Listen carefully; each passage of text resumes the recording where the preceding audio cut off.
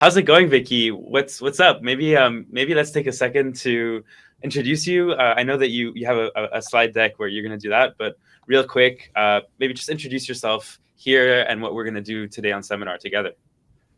So yeah, hey, I'm Wiki, and I'm co-founder of Kodadot slash technical wizard. And what I'm doing all days is like implementing bleeding edge tech into the Kodadot. So from indexers to like other services, or like researching what's the state of the art in the substrate. And you can find me on GitHub or Twitter at WikiVal, or on Discord I'm WikiVal Kodadot. And if you want to know more about me, I bought a cool domain since I met Sasha last time in December. I bought Week Dudding, so it's super short. Super cool. So, Vicky, I actually have just a quick question here for our audience also to understand like what kind of developer would you identify with within the Polkadot ecosystem? Like Or me or general. you're an omni, multi-purpose, multi-hat wearer developer. I mean, aren't we all, right? But Yeah, I'm yeah, I'm curious to sort of what has been your focus in the Polkadot ecosystem, and what okay. what things that you do currently would resonate with other developers, maybe curious to learn about how they could get involved building things in our ecosystem, but also to learn new things. And so yeah, how would you describe yourself and your journey here? Okay, so my like Web3 development started as a like common Web3 person that you get to know about Ethereum, about smart contracts, about Web3, and about the time I was learning. I met Val, and he was telling me about like, okay, this is like Polkadot ecosystem. And then we started to study it like more deeply, and we found it okay, that's cool, and all the parachain stuff, that's like super nice. And we integrated our like first grant, like first UI um to create like anything from Polkadot GS. What is it doing today? We re-implemented into the Vue.js. So I started as a like front end developer, so read some data from chain, show it into like correct format, and then we started to like experiment with balances, transfers, and all the other extrinsic stuff. So it then I suddenly understood, okay, this is like palettes, this is how it works. And it was like really nice to understand that, okay, everything is making sense for me. And yeah, that's like really nice thing about like Polkadot, that it's like top notch tech. So you know that you are always on the like edge of development. And then we like started the Kodadot as an NFT gallery, and we needed like, okay, better tech than like reading the data from the chain directly. So we started to experiment with decentralized databases, with the indexers, which I explain later. And what I'm currently like doing these days is implementing indexers. So all the data that should be in the correct format, that also other services which I can actually explain now. and Super cool. Yeah. Yeah. and so So, like, I just want to add, I think that Kodadot probably has the most TypeScript and basically front end amount of lines of code written in our ecosystem. I'm pretty sure that's probably true. I'm yet to check that, but the stuff that Kodadot is doing really is providing a lot of really useful libraries to improve the developer experience for people building front ends out there. So if you're in the audience and you're listening, keep listening. Um, yeah, yeah, that's right, Sasha. Actually, I was checking like how many lines of code do we have today, and I get into the number like 400,000. That's like a lot. And we are actually, what's Kodadot? It's like basically open source empty marketplace in the Polkadot ecosystem, and we believe in the multi-chain thesis, or multi-chain powered. So we support like many chains, from like Kusama to Basilisk, Moonrir, Moonbeam. and also coming soon with Astar, Gear, and other EVM chains. That means that you see just one front end, but on under the hood, we are like technology agnostic. So we use remark strings like version 1 and version 2. Basilisk has runtime palettes called NFTs or Uniques. Then we support, of course, EVM, and state of the art is the ink implementation, which is like coming soon. And what's cool thing about Kodadot that we are bounty based and we are bringing like more dev talent into the ecosystem. What that means is like we have bounties, so anyone who comes into our repository can take the issue, make a PR, and if the PR is approved, you get paid. So you are basically learning by doing, and that's like wow, really nice. So you are learning a view, which is like uh, nice UI library. You are learning about the Polkadot ecosystem by hand. So how does all the palettes works, Mhm. how the transfers works, what are decimals, what are like currency, and so on. Like many times we have like glitches that the currency wasn't shown correctly, and that people like learned okay that this should be Kusama and not the other like currency like Basilisk or so. And good stat, a really nice. We have really nice stats. So we have like for more than 430 stars, almost 250 forks, and this number is old, but we have already like 100 plus contributors. So that's like really big number Yeah, I think it's for like awesome. It's super awesome how you guys have organized the development work around bounties and really bringing in talent and also being available to mentor. I mean, I've worked alongside you guys at hackathons, and you guys are very much very approachable, very kind of friendly people that are really just wants to you know help people scale up, help people learn new things, and discover as they're doing that. So I think that's huge. We're really lucky to have a dev shop like you guys in the space. thank you. So let's check under the hood of Kodadot. And what's the architecture? So for frontend, we are using Next3. As I mentioned, it's a really good UI framework based on the Vue, and we are using the latest Vue Composition API. You don't need to be worried about like these cool words. It's actually super simple. I was also worried about the Composition API, but then one day I took took a challenge and started to write like this new Vue tree, and it's super easy. It's like really nice, easy to understand, and it works fast. And what we are also building is like one good URL library we called Brick, because we are like into the neo brutalism. You see also these strong shapes, strong colors. It's special for the neo brutalism style, and we are building as a common also as a common good. And behind that, we have also a couple of services which are written in Rust and deployed on Cloudflare, especially for pinning, such as like pinning on the IPFS, or we build our like custom Rust-based IPFS gateway, which fetches the images like pretty fast. But the UI wouldn't be like enough without having some data, so that's why we opt in for FireSquid by Subsquid, and it offers like GraphQL API. GraphQL is like really nice way to organize the blockchain data, but we're gonna get into that later. And apart from that, we have a lot of packages. I sent link to Sasha for. We have API for minting, like remark stuff. Then for API, which will be this talk about. Then a lot of subscript utils. So if you are lost, like how to implement subscript in general, we can help you with that. And also with the conditional rendering, so the NFT can change based on some parameters. And like good question, why do we need indexers in the first place?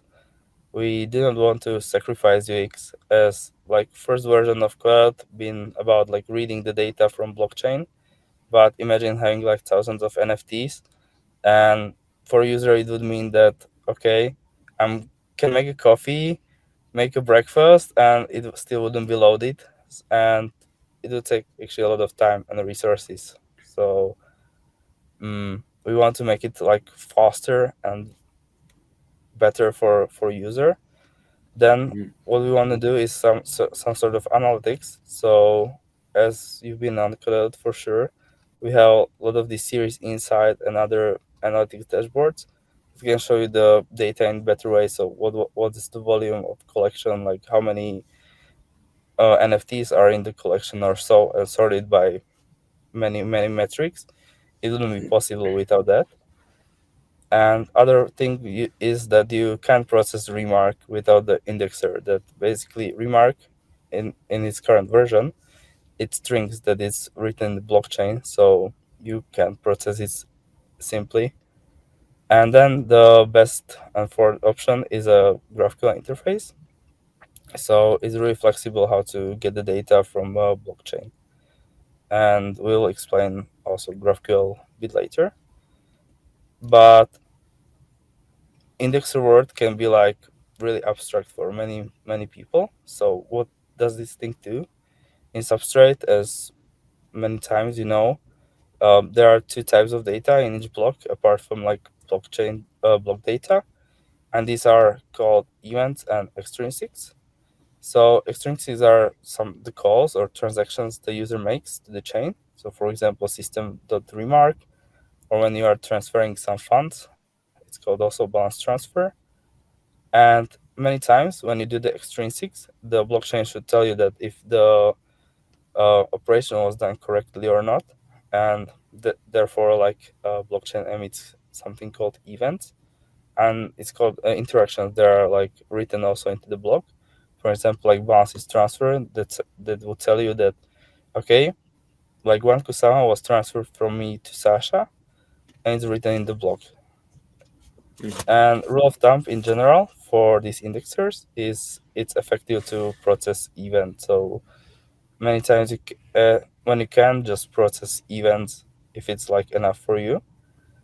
And how does the processing works for indexers? It's simple. So for each block, we extract all the requested extrinsics or events, and for each like event or extrinsics, we have predefined the handler. So for balance is transfer, when you like you tell basically to the processor or the indexer, when you see the balance transfer, call this function, and you can like define many handlers as you want. It's up to you. And then what the handler does, or the function, it's transform the blockchain data because it comes in the special format, to transform it to the data, like data schema we have or we define. And when it's in the good like shape or form, it saves the data in the Postgres database. And it's called Postgres is a SQL database, and it's running along with the indexer. So let's get to the like code or real world example. And our schema looks like this. You see many attributes we have in Kodadot. So basically for us, there are like two main entities we have. First, called collection entity. It has a lot of useful data, such as like name, like what's the name of the collection, how many items are in the collection, who created the collection, then symbol, and for example the ID, like what's how to find the collection by the best. Then we have a sort of metadata, so it's basically string pointing to the IPFS. You can use anything else, but it goes against the thinking of blockchain that everything should be decentralized. So also the metadata should be stored somewhere when anybody can access it. And we have also like other data, and it the same applies for NFT entities. So we have like name, we have serial number, mm, we have like think which calls if it's transferable or not. Then also who created the NFTs and the others. Also, it's nice to have the current price, if the NFT is burned or not, in which block number was it created, and who's the current owner. And yeah, and from these attributes, we can create the sort of queries via the GraphQL. And but the best thing how to explain GraphQL is to try it by yourself. Hmm. So we will try it by ourselves. So using the subscript, we will use the basilisk one. We're gonna fetch the first two collection that has some non-bird NFTs, and it should be also like fetch two. And from the collection, I want the name and ID, and for NFTs, I want to get just name. So let's try it. I'm gonna open this and hope it's big enough, or I can make it bigger. This is how GraphQL Playground looks like. And any GraphQL query starts with a word called query, and we can give it a name. So NFTs from collection, and then what we gonna fetch one more time is fetch first two collections.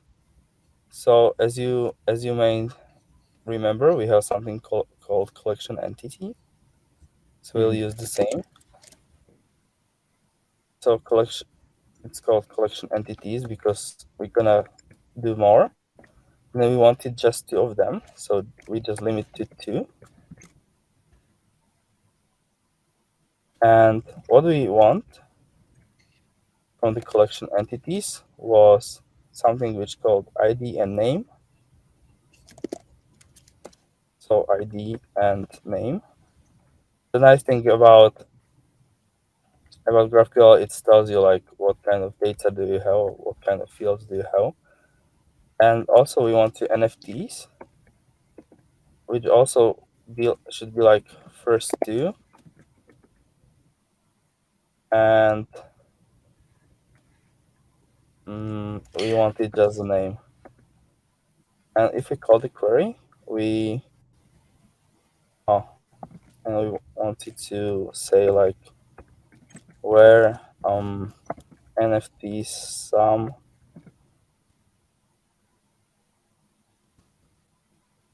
burnt equal false.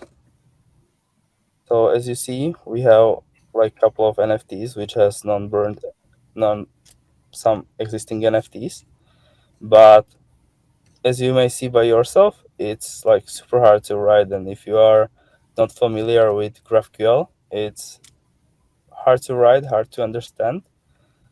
It's Hmm. actually learnable, but still it takes quite a cognitive load to like get wrap a head around this, like how to use it, how to write queries properly to get the data you really want, and to get the fields you need, you want, or you want to obtain. Sometimes it happens that people overfetch the data, so they took a lot of them when they should like take less. For example, if you do like super big query, like thousands items, it could break your front end because it's still like big load for also for the network and also for the UI. And that's how you are thinking. So this is the correct query. Hmm. So we use the same that where NFT sum burn equal false, but still like this is understandable for me, but for like other developers, it's like hard to understand, and that's why we were thinking like, okay, we need to do something about that, and that's why we built like Uniquery. It's like our Kodadot API, and it's basically a query builder on top of the subscript. So what you can imagine behind that is that instead of like building these like heavy or hard functions by yourself and using GraphQL, you simply call like functions. Okay, get me NFTs by this collection or so, and Hmm. it's much easier to write than like creating this like really big GraphQL query by yourself. And we have two implementations. We're gonna use today the builder one, and there is the rest one. We're gonna explain the difference, but what's making like Uniquery unique, that's why it's called Uni, There is like no server in the middle of between you and the GraphQL. So usually when people are making like NFTs API, your request needs some key, then it goes to the server, and then it goes to the like blockchain or some other indexer. We erase the middleware step, so are directly fetching from your like client or from your library the GraphQL by yourself. So we don't do any tracking, we don't do any counting or any analytics how you use the query. Just used it and build something nice. And that's like also our ethos.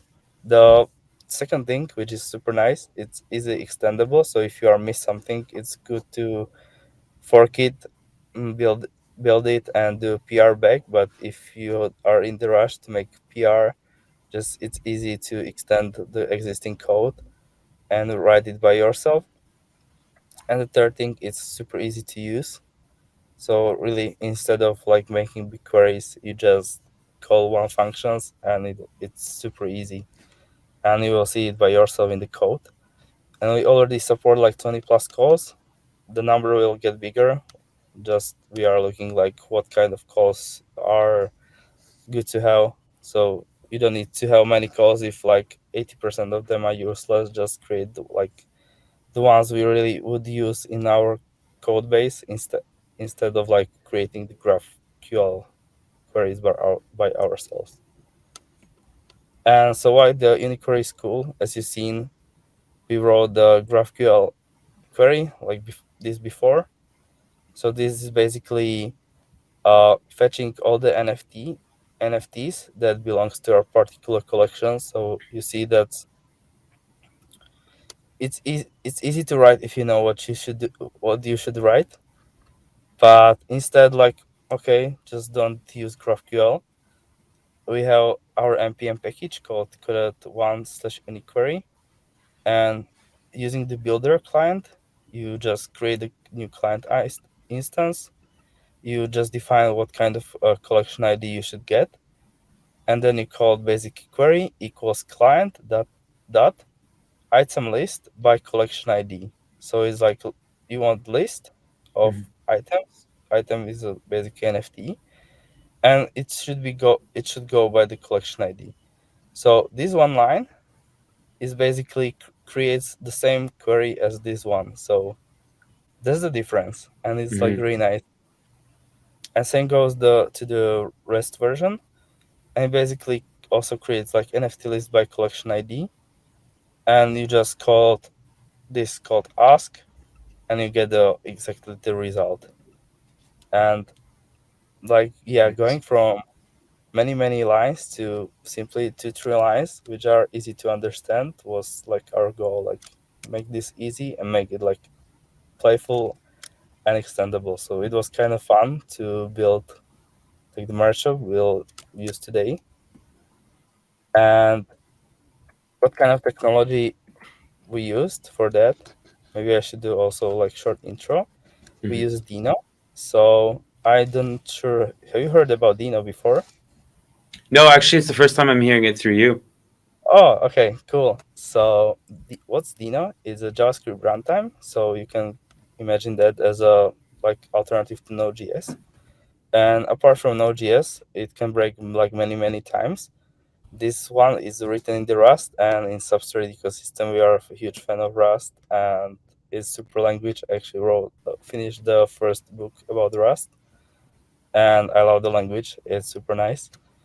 And another nice thing about Deno, it's super fast and super safe. So what it means under safe, if you need to read some like environment variables, it tells you, okay, this part of code is going to read your environment variables. Are you okay with that? And you need to like, yes, sure, like do it. Apart from that, if you would have malicious code that would read environment variables, you can like deny that and the code wouldn't run. And nice thing, it works with TypeScript out of the box, so you don't need to like compile TypeScript to JavaScript and then run it into the like Node.js. It runs out of the box. There's a lot of tooling inside, so you don't need basically like no, any npm package manager, you can use that. They added it like 2 weeks ago, and it works seamlessly with the serverless platforms. So our deploy or our like code is deployed on Deno deploy, and you will see that basically the whole shop is on four files. And what's fresh? It's like web framework for Deno, so something like from Next.js for React or Next we use in Kodadot. It uses a Preact, so it's the same API as React but smaller. And the nice thing about Fresh is that zero JavaScript is shipped until you need that. So when you see it, basically compiles in like seconds, and that's nice. So what we're gonna build today, as I mentioned, I forked the original Deno merge shop and to support like Uniquery with that, and I took art from DeepLogic to make a showcase for his art. That's why it's called Fandom Shop. So you can take your collection, deploy it via Deno, and you can share the links for that. And we're gonna like build it. So let's get started. Cool. So how does the app look like? Here it is. So we have first list of NFTs, and then like the NFTs, you can open the detail.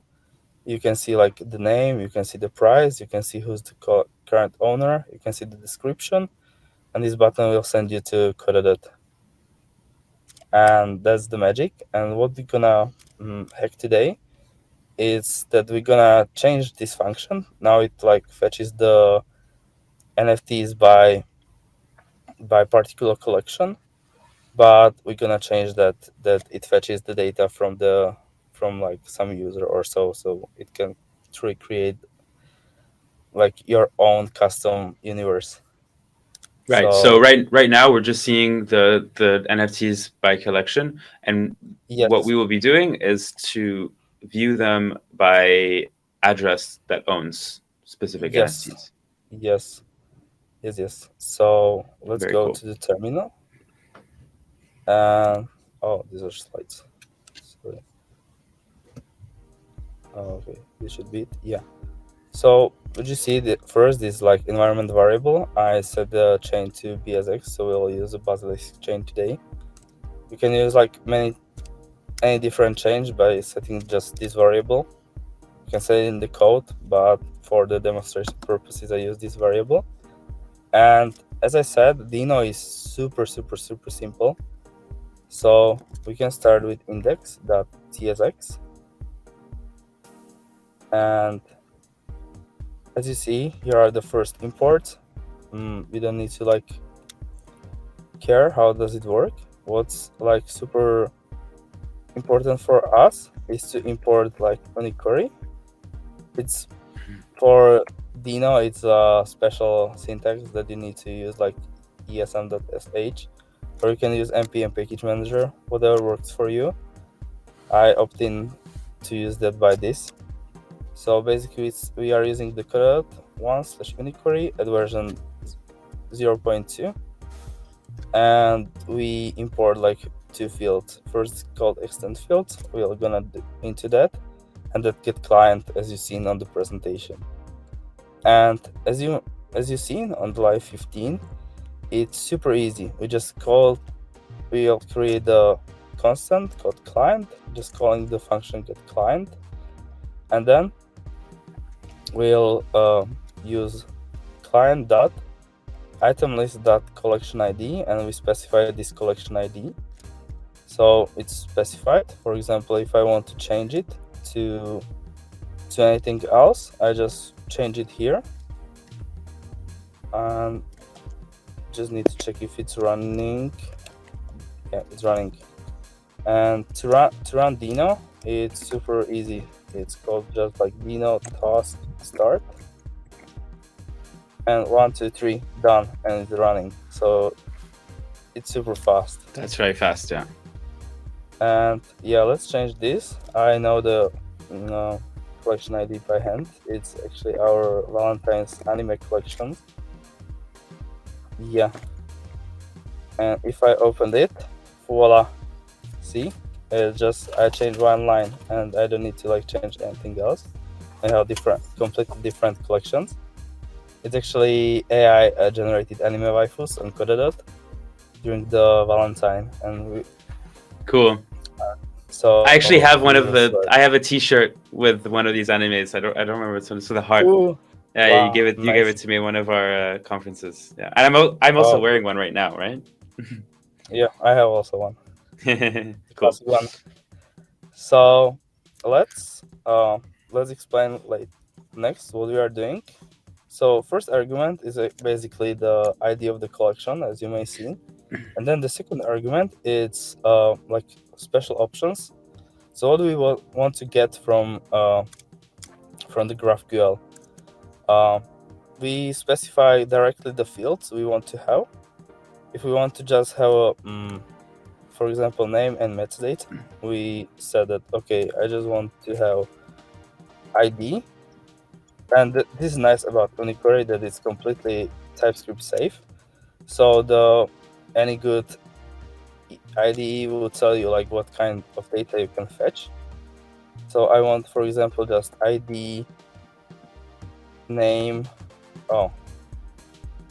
using Copilot.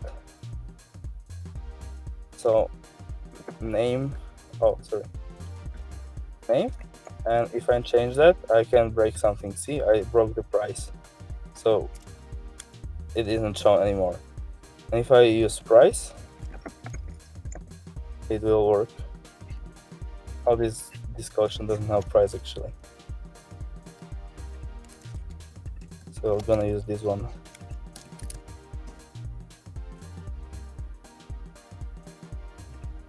So, are you saying that if you don't put in all the fields, it Yeah, it won't work at all?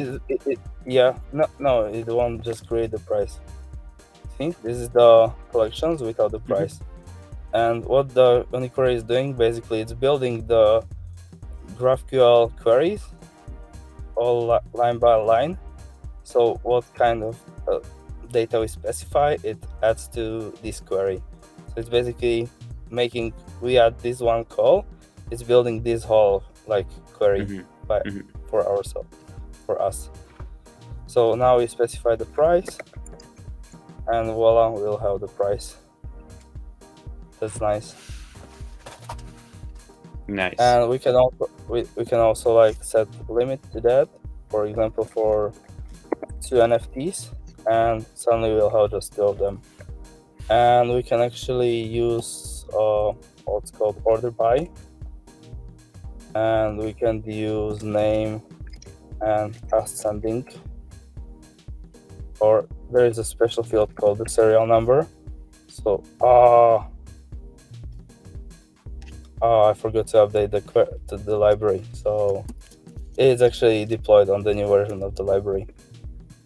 And okay, so we can actually check how Deno works. So updating libraries instead of this, like you can use, instead of like upgrading via npm update, you just call the asm.sh and it gives you always the latest version.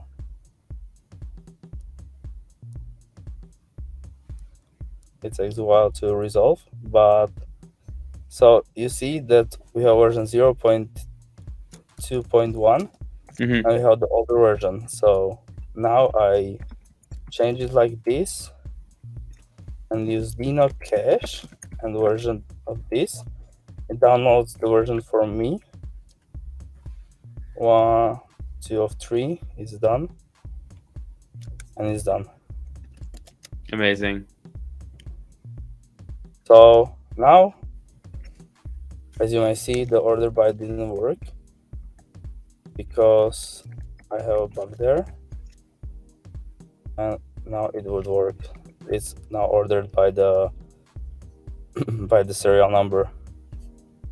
So that's nice thing about Deno, that anything you have, it doesn't break. Like sometimes it happens that you suddenly upgrade the minor version of package. Sometimes somebody just installed that and it breaks, And since Deno has dependencies like this, I don't need to like care about distribution. It always works. So that's also like nice thing.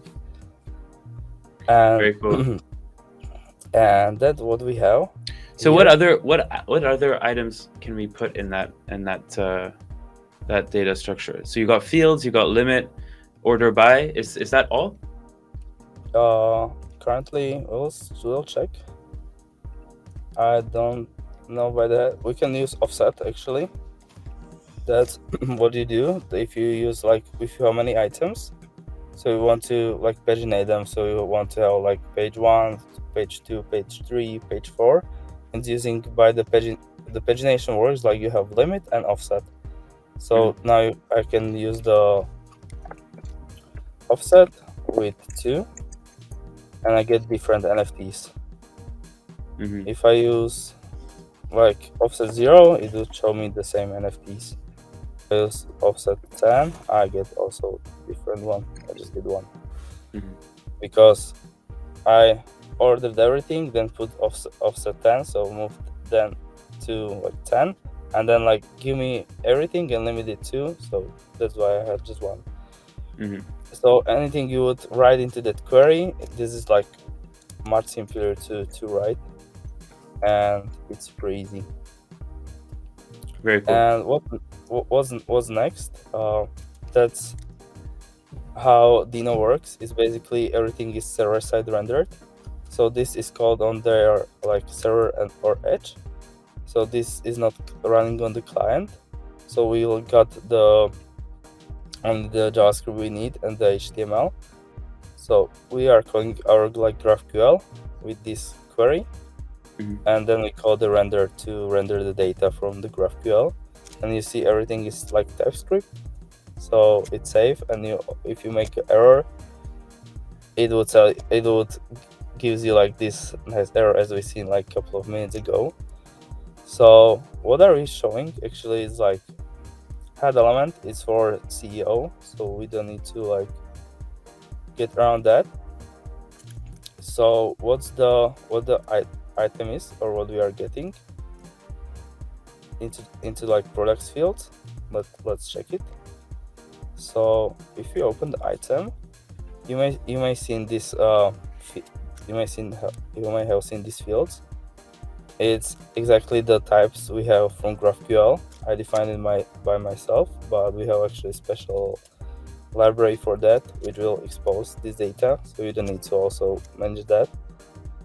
And if something goes like wrong by types, I would get just empty metadata or empty string or empty date.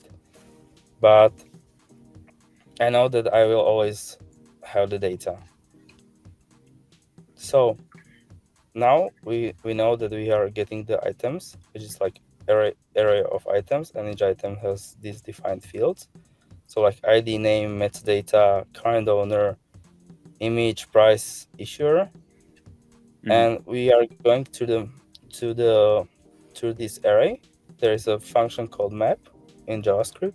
So it goes for each item in the product, map it to this like special component called product card, and as a argument pass or prop pass me there a product. So as you may see, the product is a type of item. And now if we check the code for the product card, we have the props. It's a argument which is passing, and there is just one prop called the product, and it's type of item. Now what we are doing is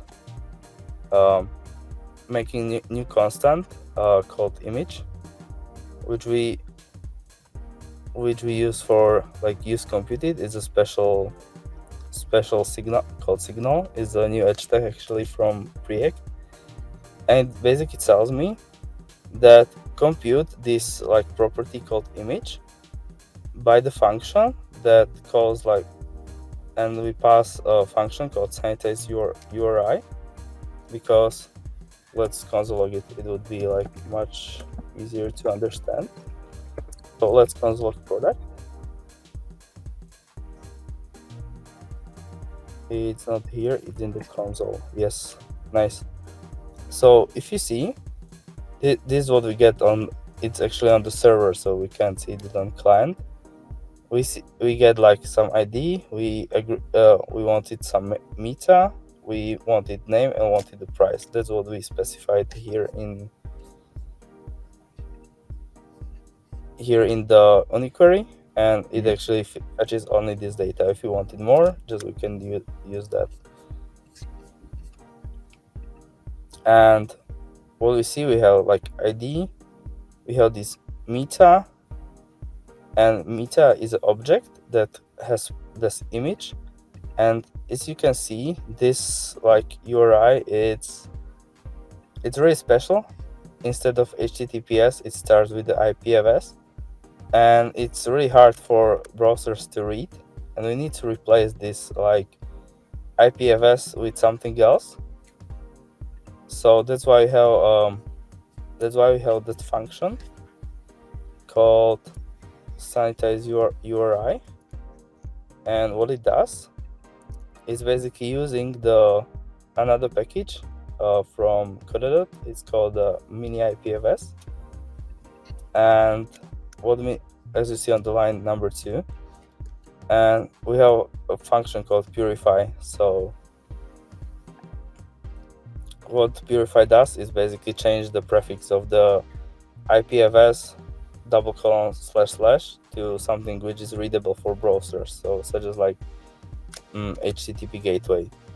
And if we look on the line 29, we have the function sanitize URI, which is taking the parameter of URI, which can be either string or undefined. So we check. If it's URI, call our function purify, and the purify, as you can see, everything is TypeScript, so that's nice. It returns some HTTPS string array. That's the last thing you can see on the top right. So we can call special functions called add. It's a new thing in the JavaScript that you can basically get the element of the array at particular index, and we are like always sure that it returns the output. So you can specify like at 0, so just first element. Otherwise you would write purify square brackets 0, and this is like much simpler syntax. Or if URI doesn't exist, return empty string, so nothing is shown for the browser. So let's get back to the function. And same, we have the function on the line 69. We have constant called price. It's also like compute me from this format balance, which takes a price as a argument, the correctly formatted balance. So don't go into the balance formatting, but TLDR is using the Polkadot. And also there's nice thing about Deno that Polkadot, every utility works out of the box. So you just make this import, and voila, you just can use Polkadot in Deno, and it's super nice. So I'm using really special hacking for formatting balance, but it's using the format from Polkadot in general. Yeah, right. I mean, the balance that you get right off the metadata is not formatted. It's a long string of numbers. It doesn't mean anything to the user. So yes, we can check the data. It's this price. It's a really magic long string. And why so? The blockchain doesn't have any like decimal floating point, so you can say like 0.55. Every like substrate based chain have specified like number of decimals you need to like divide to get the proper price. So usually it's 12 decimals. For example, for Kusama or Basilisk, Aster has 18 decimals, I think, because of the compatibility with EVM. So we need to like divide this price by we can actually write that here. or we can use Deno since we are using Deno. So let's make a constant 8 from this.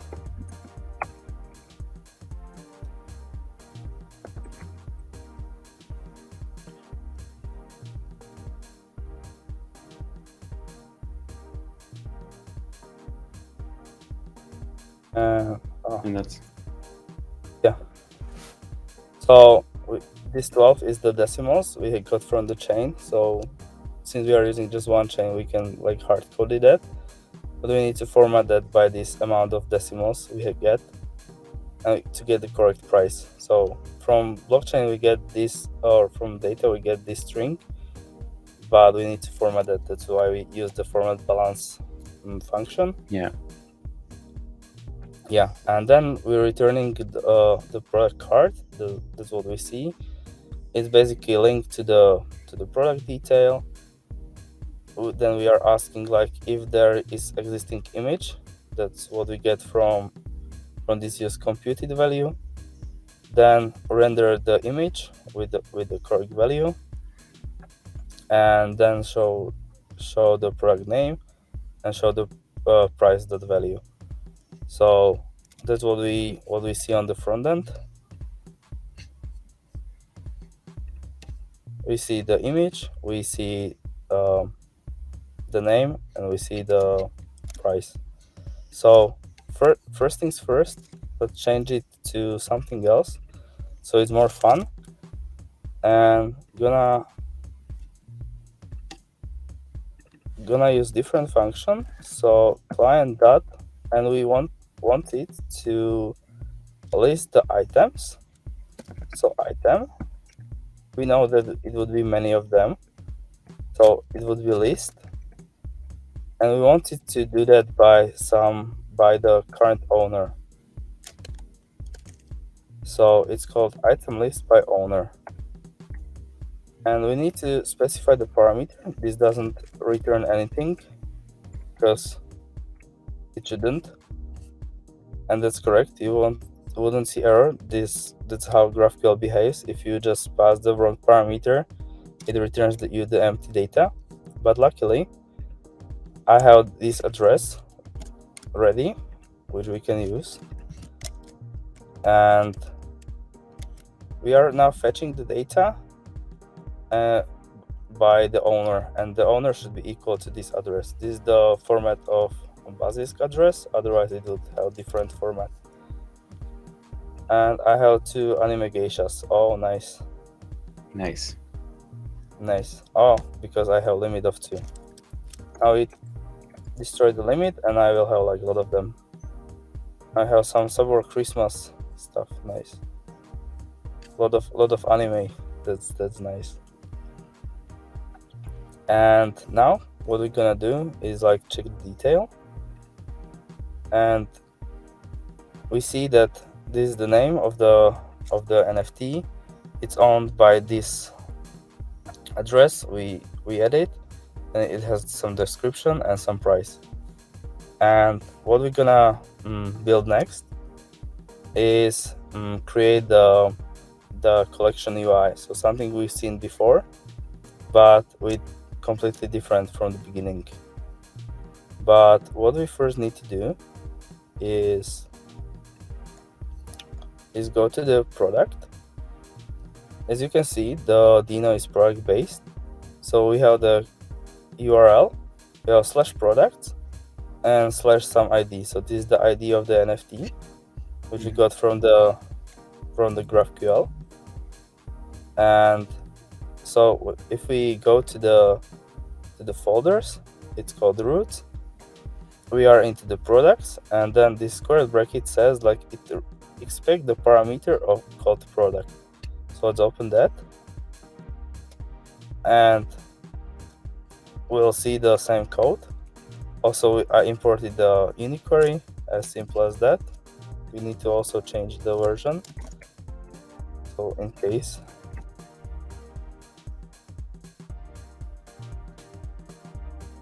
And also we have the handler here, which is called get.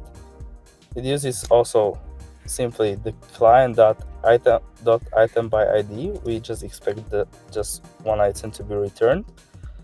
And as I said before, we expect, because the product is in square brackets, we know that it will have the product will be string. Otherwise, if I just would go here without any argument, it would just fail. See, it's just 400 error. So that's nice that everything is nicely defined. And we also extend field here with metadata and price. And then we call GraphQL. And if we don't find any data, so the product would be non-existent, we just return 404. Mm-hmm. And that's the same.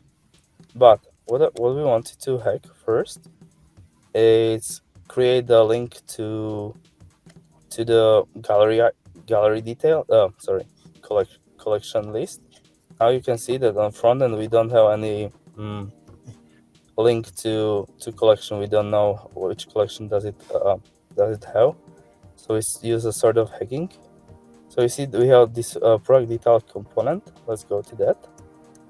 And you can see I use the same hacks as previously, that I use computed values to get the image, to get the price. And now I use like this owned by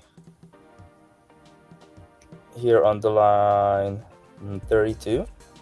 And I have like who's the owner of the current like NFT. And I want the one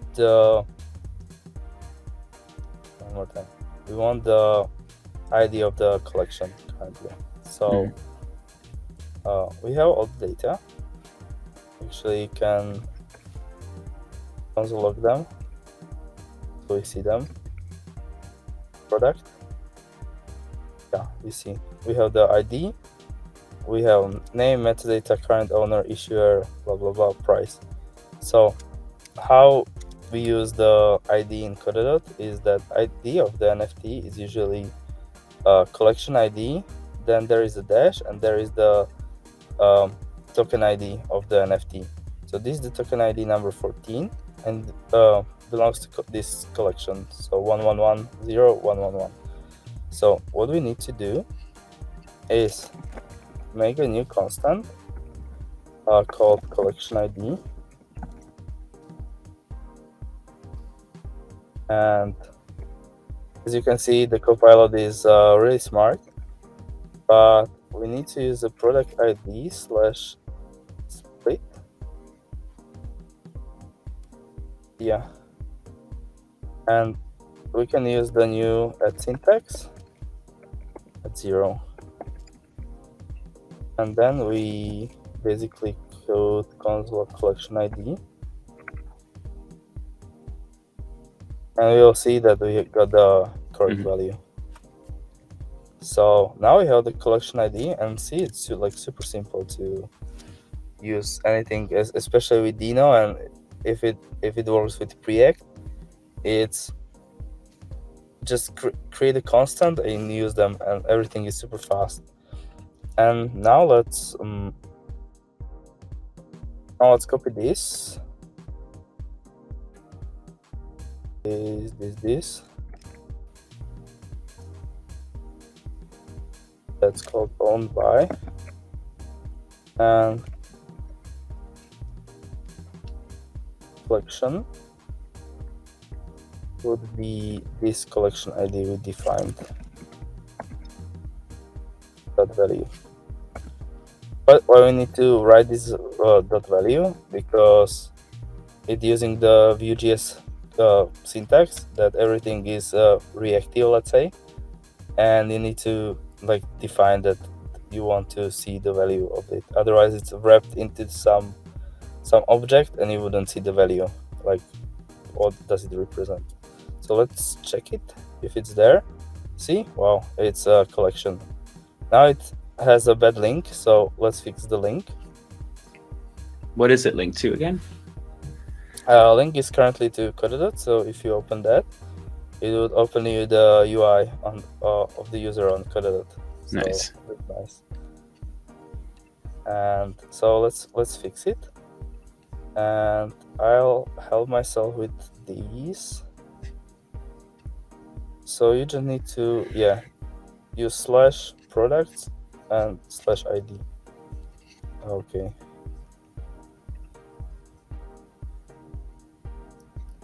So we're gonna replace this, and as you see, we need to use just slash. Then it knows that we need to like create sort of it's inside the app, not the external URL, and we'll call that a collection or collections, and it would be collection ID.value. Now we just save that. You will see that it's instant. That's like super nice. Then we click about that, and bam, we get an error. So let's try to recreate the page by ourselves. So first, what we need to do is we said that okay, we need like every root needs like either file or either directory, depends like how far it is nested. So let's create a new, we need a directory because it's nested, it's collections, it's a directory. If it wouldn't accept argument, it would be just file called collections. Because we need a collections and we need the ID, it needs to be a directory. So let's create a root directory called collections, and inside of that we also need like file in the square brackets. Let's call it ID. You can call it like anyway. You can also call it collection ID. Up to you. We'll use ID because it's logic for me. And now we have the file, and it should return.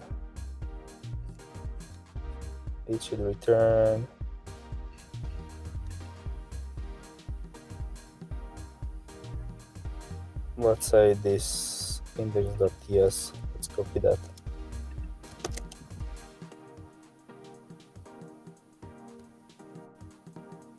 Oh, you see that we got a lot of errors.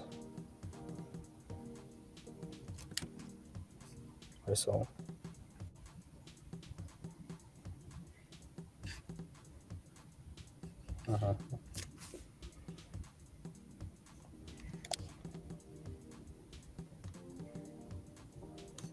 Maybe I copied something wrong.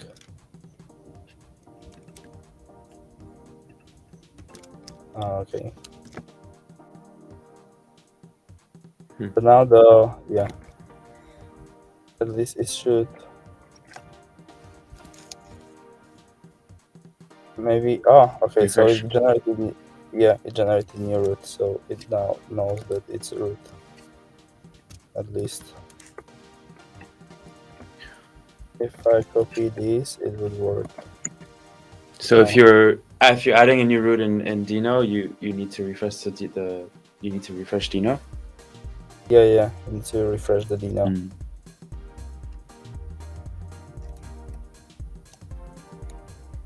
Couldn't be parsed. Okay. It looks like something is okay. Like Deno knows about that. As you can see that there is a new collections/ID root. It knows about that. The question is why I can't use it.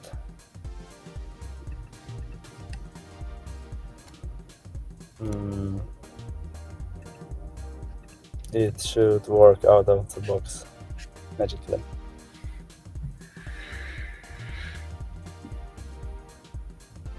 So let's do that like this. Let's be dump and just copy this.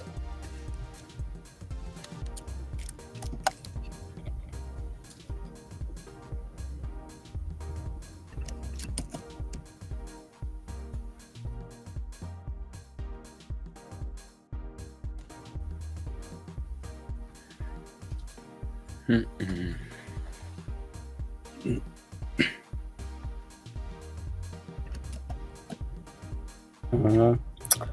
Oh, sorry, that's my mistake. I'm usually used to like. So the bug I explained, the bug where we had, I made a root as a .ts, and Oh, got it. that TSX syntax. So I was like, why does it work? And then I just realized, okay, it thinks I need like TypeScript, not type TSX. For people who doesn't know what TSX is, it's a TypeScript, and X means like extended, so you can use this like HTML like syntax. It was developed by Facebook or Meta right now for React, and it allows you to write components like this, so you don't need to ugly hack JavaScript. All you need to do like is write something like HTML. It's translated to some not really nice JavaScript, but for us as developers, it's like super handy that you can write div, you can write header, you can write these components. So now we can copy actually this. Nice. So, and it would work. Apart from that, what we learned that we're gonna change this function by Uniquery back to the item list by collection ID, and we're gonna use the ID stuff. So it's ctx.params.id. That's what we have.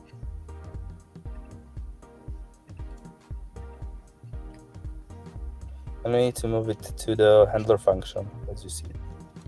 I can do it on this on top because the ctx is not defined. You'll see. Cannot find name ctx. So let's move it here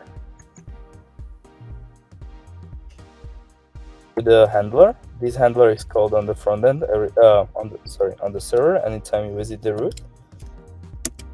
And okay, now we have the params. Now we need ID because ID is defined. We add this like square brackets ID, and now we have everything. So let's reload it and see. We have a collection, and that's it. And that's the whole magic. Now if we want to change something else to like order by to name, we can do that. Now we have first anime boys, then we have anime geishas, then we have like anime waifus. We can also set it to descending, and it still would work. It's now sorted by waifus. You can also go away with the offset, and it works. And it's super fast, super easy. And you see that instead of like using GraphQL by yourself, just you call the function. But what you can be aware of is that this magic function GraphQL. So let's check it what it does.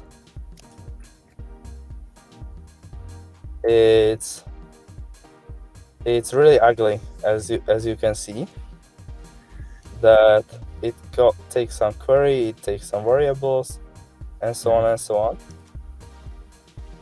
And that's why I create a function called on the client called if we create a client get client from Uniquery. See, it takes this magic. Oh, these also have the old version. There's a nice thing. There's the one bad thing about Deno. When you upgrade your dependency, you have to upgrade it everywhere. But otherwise, it's like super nice. So this get client function gets like parameter. see, it's called prefix. Mm-hmm. And the prefix is everything, every chain we support. So from BSX to Moonbeam, Kusama, Moonriver, Remark 2.0, and also like we support the Basilisk testnet. Mm-hmm.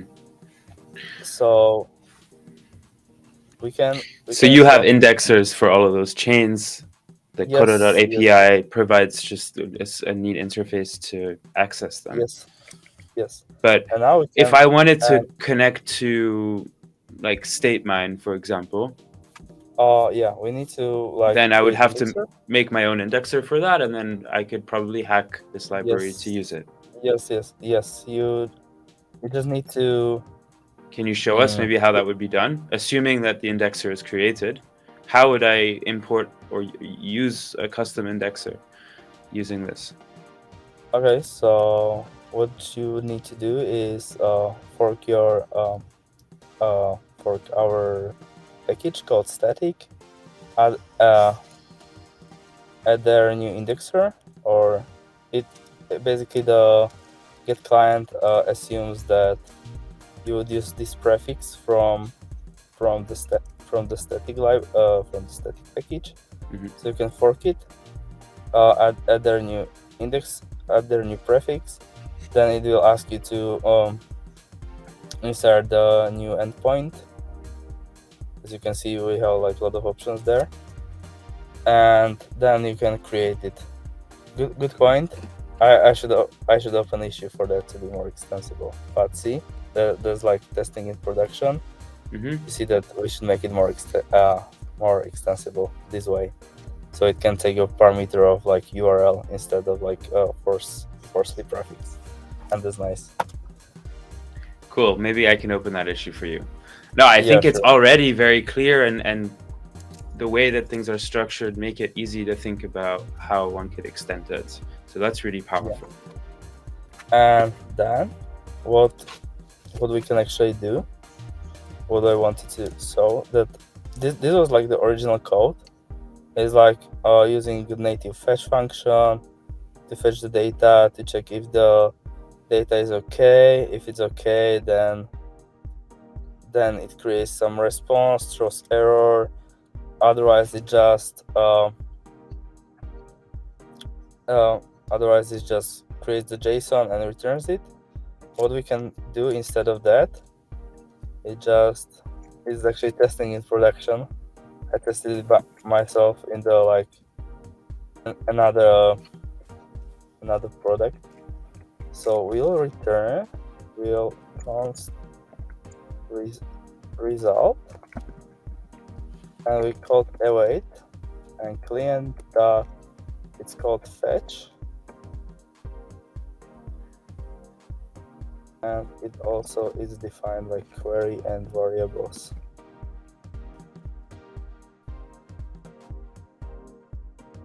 And we'll return result st. And how I didn't break anything, if I broke anything, something.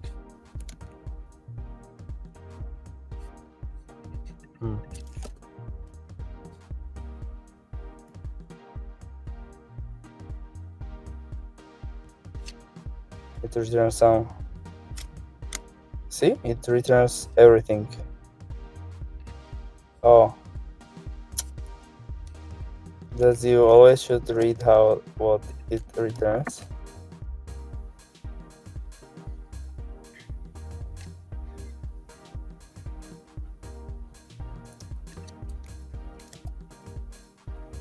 And this is sort of data in array.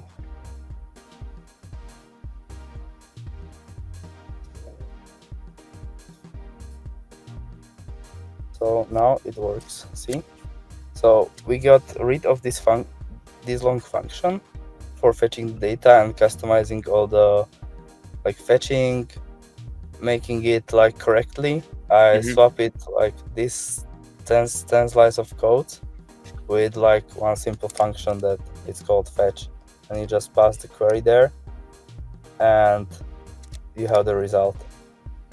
So luckily that it works. It's called testing in production. and yeah, luckily replace like these magic lines of code into like one simple function, and that's nice. Very cool. So I'm not completely sure I understand that last piece, because why Oh, isn't it written like that already if it's easier? So that's cool. because I'm actually still working on the Uniquery and adding new features to make it easier for also myself or the others. That's why I have to do the Deno cache as the first thing. That's why I was doing like some bug fixes or so. And this was like an old code that comes with this original merge shop, and I reused that. But now, since I have like this super cool feature, like to get the correct indexer by correct chain, it's like much simpler to do. This is awesome.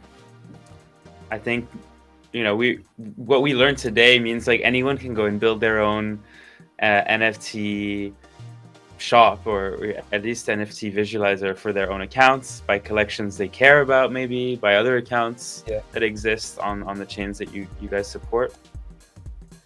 And we also learned a lot of just standard practices when we're building like front ends to query blockchain data with regards to having indexing services and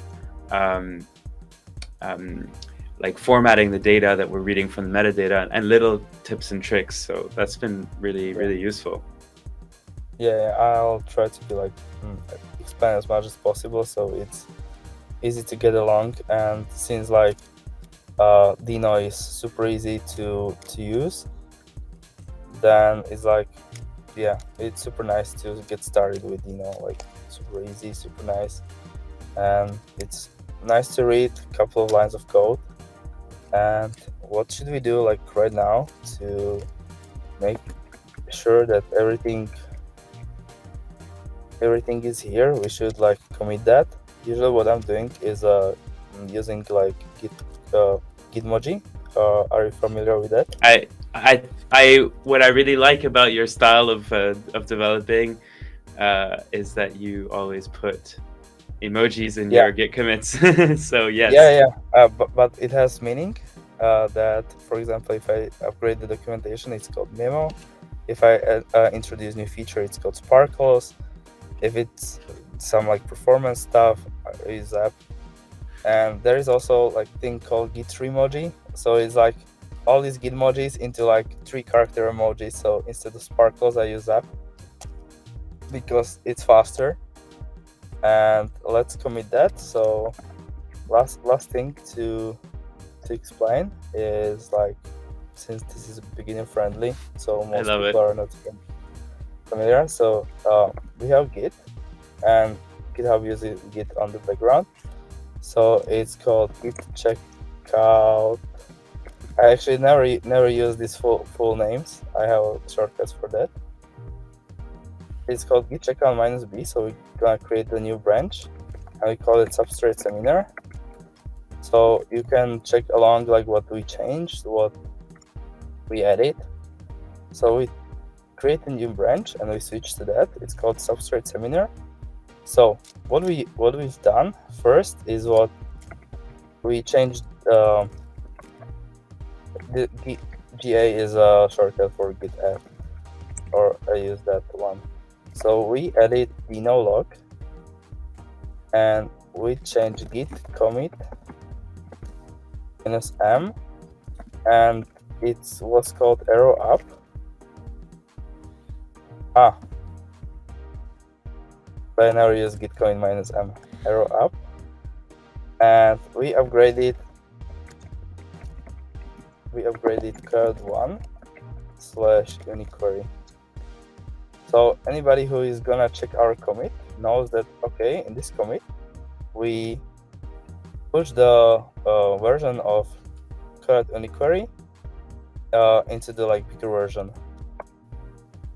and we're gonna do that for like the others, but this is not topic of the seminar. But I'm gonna like commit up after that everything. So after we finish, you can check the original code, which is like on the deploy on the main branch with this branch, so you can get along and add new features.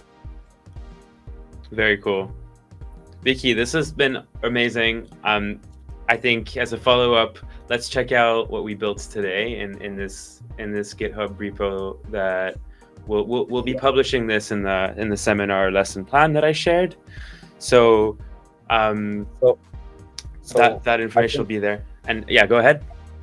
So I can recap. So what we built we changed the first front page to query the data instead of like collection, to get the data by the user, so by the current owner of the NFTs. Then we changed the detail to show the particular collection, and then we created a new route, which is called collection, and we can also query the NFTs by particular collection. So what was the original on the index on the front page, and now we can play a lot along with that. And if you want to see that this NFT on Kodadot, you can actually click this button and it sends you to Kodadot. It takes a while, and that's it. And now you can make an offer or anything, and that's maybe plan for another to add other functionalities to this project. Very cool.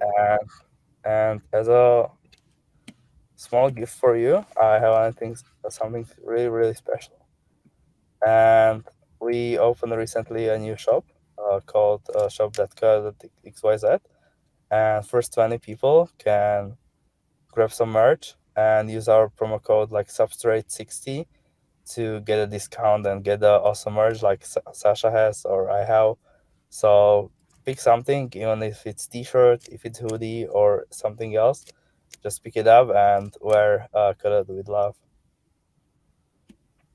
And if you need some resources, the original is on fandom.deno.dev. The repo is under my GitHub profile, and anything else is like GitHub code organization. And don't forget to actually follow us on Twitter. And Uniquery repo is under Kodadot. And what would be actually super happy if you do, if you go to Kodadot GitHub and go to the NFT gallery, here is on the top right, here is the special button called star.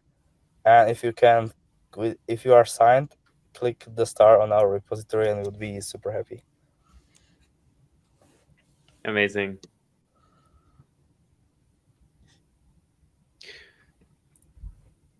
Cool. I think that wraps things up for us, Vicky. Thanks so much for bringing us through all of this stuff.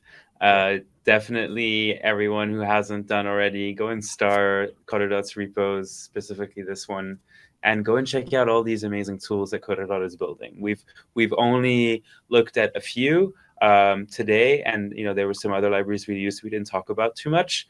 But on the one hand, these are tools that you could be using to really easily scaffold your own user interfaces for NFT pilots in the Polkadot ecosystem, but also you could also be learning and contributing to all of these libraries yourself, but by just digging in and picking up an open issue or whatever. Kodadot has really proven themselves to be very open to the community and helpful and wanting to mentor. So it's a really great start to learn as you build, like what we were just doing today. Yeah. So, and of course, just short note, if you find some bug or anything, just feel free to open issue. We'll get to that. And the best thing actually is by learning. So feel free to do PR or pull request. We have bounties. So happy to pay you for your contribution and to make like Polkadot ecosystem better. awesome. Well, I think that's a wrap. Thanks everyone who is here today, and thank you, Kodadot.